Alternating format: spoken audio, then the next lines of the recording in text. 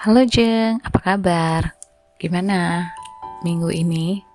Setelah minggu lalu pemilu ya, minggu ini harusnya sih udah stabil lagi kondisinya. Meskipun dengan beberapa berita yang kurang enakin, tapi life must go on. Oke, kita lanjut lagi. Kita baca buku yang sudah minggu lalu aku baca ya. Judulnya Berani Tidak Disukai. Kita lanjut lagi ke halaman berikutnya, yaitu pembahasan tentang Socrates dan Adler. Sang pemuda bertanya dengan didahului pernyataannya bahwa dia mengiyakan perasaan yang minggu lalu ada, yaitu mengenai bahwa semua tindak tanduk manusia adalah pilihan dari manusia itu sendiri. Pemuda berkata, "Baiklah, aku ingin bercerita tentang temanku yang lain. Seorang pria bernama Y. Dia adalah orang yang selalu ceria dan supel. Dia seperti bunga matahari. Semua orang menyukainya, dan orang tersenyum setiap kali dia ada. Sebaliknya, aku tipe yang tidak pernah mudah bersosialisasi dan dalam berbagai hal agak menyimpang dari norma pada umumnya." Nah, kau mengklaim bahwa manusia bisa berubah lewat teleologi Adler. Filsuf menjawab, "Ya, kau dan aku dan semua orang bisa berubah." Pemuda lalu bertanya kembali, "Lalu apakah menurutmu aku bisa menjadi orang seperti Y? Jauh di lubuk hatiku, aku sungguh-sungguh berharap bisa seperti dia." Lalu filsuf menjawab, "Di titik ini, aku harus berkata bahwa itu sama sekali tidak mungkin." Pemuda langsung berkata, "Ah, sekarang kau memperlihatkan warna aslimu, jadi apakah kau akan mencabut teorimu?" Filsuf lalu menjawab, "Tidak, aku tidak akan mencabutnya. Sayangnya, engkau hampir tidak memiliki pemahaman tentang teori psikologi Adler. Langkah pertama untuk berubah adalah mengetahui. Jadi, kalau bisa memahami satu hal saja tentang teori psikologi Adler, aku bisa menjadi seperti Y?" tanya pemuda. Filsuf menjawab, "Kenapa kau terburu-buru mencari jawabannya? Kau seharusnya sampai pada jawaban itu dengan usahamu sendiri, dan tidak mengandalkan apa yang kau dapatkan dari orang lain. Jawaban orang lain itu tidak lebih dari upaya pencegahan sementara. Tidak ada nilainya. Contohlah Socrates, yang tidak meninggalkan satu pun buku yang benar-benar ditulis oleh dirinya sendiri. Dia menghabiskan hari berdebat di depan umum dengan warga Athena, khususnya anak-anak muda, dan muridnya lah Plato yang menerjemahkan filosofinya ke dalam tulisan untuk generasi mendatang. Adler juga tidak terlalu berminat pada kegiatan sastra, lebih memilih mengadakan dialog personal di kedai-kedai kopi, di Wina, dan mengadakan kelompok diskusi kecil. Dia jelas bukan jenis intelektual yang hanya duduk di belakang meja." "Jadi Socrates dan Adler sama-sama menyampaikan gagasan lewat dialog?" tanya pemuda. Filsuf menjawab, "Itu benar, semua keraguanmu akan disingkirkan melalui dialog ini dan kau akan mulai berubah, bukan oleh kata-kataku, tapi oleh tindakanmu sendiri. Aku tidak ingin menghilangkan proses yang penting untuk sampai pada jawabannya melalui dialog." Pemuda kemudian bertanya, "Jadi, apakah kita akan mencoba menghidupkan kembali sejenis dialog yang dilakukan oleh Socrates dan Adler? Di ruang belajar kecil ini," filsuf menanyakan kembali, "apakah ini tidak cukup?" Pemuda kemudian menjawab, "Itulah yang ingin ku ketahui. Jadi, ayo diskusikan sejauh mungkin sampai engkau mencabut teorimu atau aku membungkuk kalah di hadapanmu." Lanjut ke halaman berikutnya. Di sini ada temanya, apakah kau puas dengan apa adanya dirimu? Filsuf memulai dengan, "Oke, ayo kembali pada pertanyaanmu. Jadi kau ingin menjadi orang yang lebih optimis seperti Y?" Pemuda menjawab, "Tapi kau baru saja menolaknya dan mengatakan itu sama sekali tidak mungkin." Ya, kurasa memang begitulah keadaannya. Aku hanya mengatakannya untuk membuatmu mengalami kesulitan. Aku cukup mengenal diriku sendiri. Aku tak akan pernah bisa menjadi seperti orang itu. Filsuf bertanya kembali, kenapa tidak? Pemuda menjawab, sudah jelas karena kami memiliki kepribadian yang berbeda.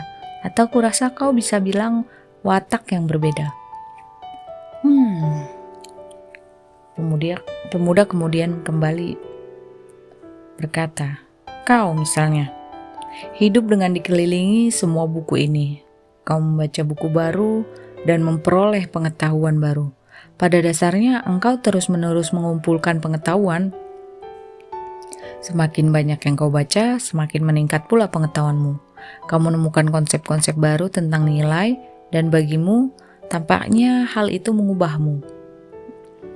Begini, aku benci mengatakannya, tapi tak peduli sebanyak apapun pengetahuan yang kau peroleh, watak atau pribadimu pada dasarnya tidak akan berubah. Kalau fondasimu bengkok, semua yang sudah kau pelajari akan sia-sia. Ya, seluruh pengetahuan yang kau peroleh akan runtuh di sekelilingmu, lalu tahu-tahu kau udah kembali lagi ke titik awal. Ini juga berlaku untuk gagasan-gagasan Adler.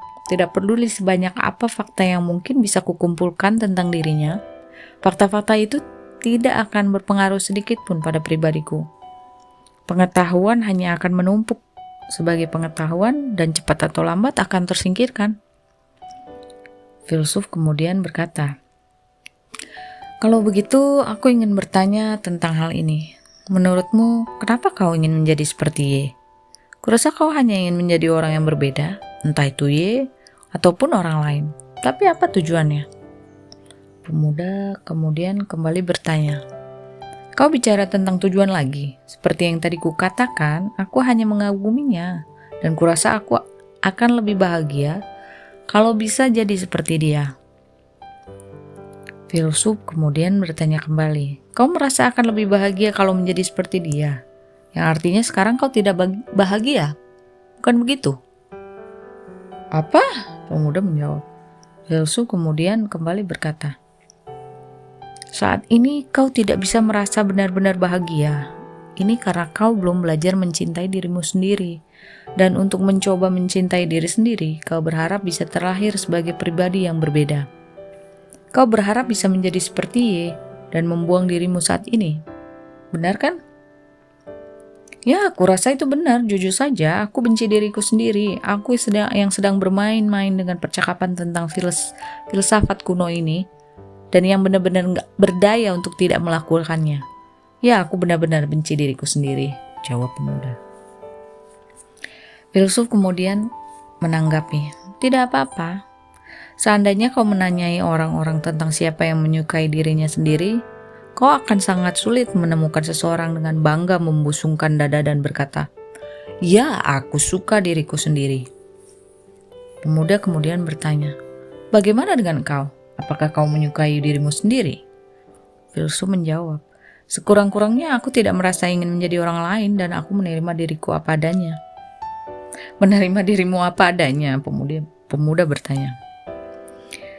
Begini, tak peduli seberapa besar harapanmu untuk menjadi Y, Filsuf berkata, kau tidak bisa dilahirkan kembali sebagai dirinya. Kau bukan Y, tidak masalah bagimu untuk menjadi dirimu sendiri. Akan tetapi, aku tidak berkata bahwa menjadi persis seperti dirimu sekarang itu sudah cukup. Kalau kau tidak benar-benar merasa bahagia, jelas ada yang tidak beres dengan keadaanmu saat ini. Kau harus terus melangkah dan tidak berhenti. Pemuda berkata, itu cara yang keras untuk menggambarkannya, tapi aku mengerti maksudmu. Jelas ada yang tidak beres dengan diriku saat ini. Aku harus melangkah maju. Filsuf menanggapi, mengutip lagi kata-kata Adler, yang penting bukanlah dengan apa seseorang dilahirkan, namun bagaimana dia memanfaatkannya. Kau ingin menjadi Y atau orang lain karena kau berfokus penuh pada pemikiran dengan apa kau dilahirkan. Sebaliknya, kau justru harus berfokus pada bagaimana kau bisa memanfaatkannya. Kita lanjut ke tema berikutnya, yaitu ketidakbahagiaan adalah sesuatu yang kau pilih untuk dirimu sendiri. Pemuda menanggapi, tidak mungkin, itu tidak masuk akal. Filsuf bertanya, kenapa begitu? Kenapa? Pemuda menjawab, beberapa orang dilahirkan dalam kondisi makmur dengan orang tua yang baik, dan yang lain terlahir miskin dengan orang tua yang buruk. Tapi begitulah dunia dan aku tidak benar-benar ingin masuk ke topik semacam ini. Tapi ada banyak hal yang tidak adil di dunia, dan kesenjangan yang ada dalam antar ras, kebangsaan, dan etnis tetap ada. Wajar saja kalau kita berfokus pada pemikiran dengan apa kita dilahirkan. Semua ucapanmu hanya bersifat teoritis. Kau mengabaikan dunia nyata. Yusuf kemudian kembali menjawab. Kaulah yang mengabaikan realitas. Apakah terpaku pada pemikiran dengan apa kau dilahirkan bisa mengubah kenyataan? Kita bukanlah mesin yang dapat digantikan. Kita tidak membutuhkan penggantian, melainkan pembaharuan. Pemuda menanggapi, bagiku penggantian dan pembaharuan itu sama. Kau menghindari poin utamanya.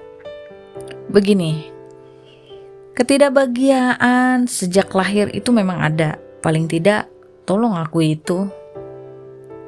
Filsuf menjawab, aku tidak akan mengakuinya. Pemuda kemudian bertanya, kenapa? Dan filsuf kembali menanggapi, salah satu alasannya saat ini kau tidak bisa merasakan kebahagiaan sejati, kau mendapati hidup ini sulit, bahkan berharap bisa terlahir kembali sebagai orang yang berbeda. Tapi kau sekarang tidak bahagia karena kau sendirilah yang memilih untuk menjadi tidak bahagia, bukan karena kau dilahirkan di bawah bintang kesialan. Pemuda bertanya, aku memilih untuk tidak bahagia, bagaimana aku bisa menerimanya? Filsuf menjawab, tidak ada yang luar biasa tentang hal ini. Pernyataan ini udah diulang-ulang sejak era Yunani klasik. Pernahkah engkau mendengar pepatah, tidak ada yang menginginkan kejahatan?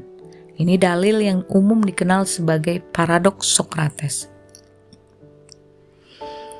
Kemudian pemuda menjawab, kita tidak kekurangan orang yang menginginkan kejahatan, bukan? Tentu saja ada banyak pencuri dan pembunuh. Dan jangan lupa, semua politikus dan pejabat dengan berbagai transaksi busuk mereka. Mungkin lebih sulit menemukan orang yang benar-benar baik dan lurus yang tidak mengharapkan kejahatan. Filsuf menanggapi, tidak perlu diragukan lagi. Ada banyak perilaku jahat. Tapi tak seorang pun, bahkan penjahat paling kejam sekalipun, yang terlibat dalam kejahatan semata-mata karena ingin terlibat dalam tindakan-tindakan jahat. Setiap penjahat memiliki alasan internal untuk terlibat dalam kejahatan. Perselisihan karena uang bisa membuat seorang terlibat dalam pembunuhan misalnya. Bagi pelaku ini sesuatu yang dapat dibenarkan dan yang dapat dinyatakan kembali sebagai pencapaian yang baik, tentu saja bukan baik dalam arti moral, tapi baik dalam arti menguntungkan bagi dirinya. Pemuda bertanya-tanya, menguntungkan bagi dirinya? Filsuf menjawab, kata Yunani untuk baik, agathon, tidak memiliki arti moral. Yang kata tersebut hanya berarti menguntungkan. Sebaliknya kata jahat, kakon, berarti tidak menguntungkan. Dunia kita penuh dengan ketidakadilan dan kejahatan dalam segala bentuknya, namun tidak ada yang menginginkan kejahatan dalam artian sejatinya, yakni sesuatu yang tidak menguntungkan. Pemuda bertanya, apa hubungannya denganku? Filsuf lalu menjawab, di tahap tertentu kehidupanmu, kau memilih untuk menjadi tidak bahagia. Ini bukan karena kau dilahirkan dalam keadaan yang tidak membahagiakan, atau berakhir dalam situasi yang tidak membahagiakan. Hanya saja engkau menilai bahwa menjadi tidak bahagia itu baik untukmu. Pemuda bertanya, kenapa? Untuk apa? Filsuf lalu menjawab, bagaimana kau membenarkannya? Mengapa kau memilih untuk tidak bahagia? Aku sama sekali tidak tahu jawaban khusus atau detailnya. Barangkali jawabannya akan menjadi lebih jelas saat kita beradu pendapat tentang hal ini. Pemuda kembali menjawab, kau benar-benar sedang mencoba membodohiku. Kau pikir ini bisa lolos sebagai filosofi? Aku sama sekali tidak bisa menerimanya. Tanpa pikir panjang, pemuda itu bangkit dan memelototi sang filosof. Aku memilih hidup yang tidak bahagia karena itu baik untukku. Benar-benar argumentasi yang tidak masuk akal. Kenapa dia sampai sejauh itu mengolok-olok diriku? Apa salahku? Aku akan membongkar habis argumennya, tak peduli berapapun harganya. Aku akan membuatnya berlutut di hadapanku. Wajah pemuda itu memerah oleh luapan emosinya. Baik, untuk part kali ini cukup sedikit aja ya. Karena ini membuat sang pemuda berpikir kembali. Apa benar memang dia tidak bahagia? Apa benar memang pilihan dia untuk tidak bahagia? Jadi kita kulik lagi selanjutnya di part berikutnya aja ya. Kalau kalian suka, please like dan subscribe karena subscribe itu gratis. See you next time. Bye-bye.